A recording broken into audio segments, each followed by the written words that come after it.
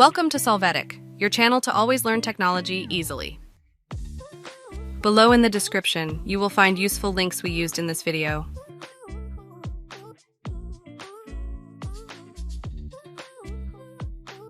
Today in Solvetic, we will see how to set default sound settings in Windows 11. To start, in the search box, enter Mixer. Open Sound Mixer options.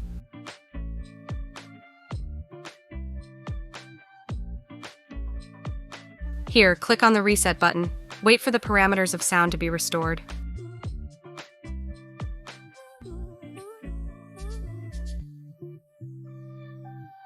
After this, in the search box, enter Sounds.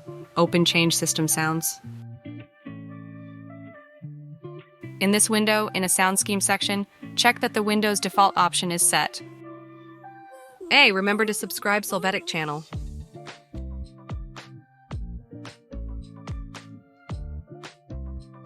We hope it has been helpful for you. Here are links to watch more videos of your interest and subscribe to the Solvetic channel. Thank you.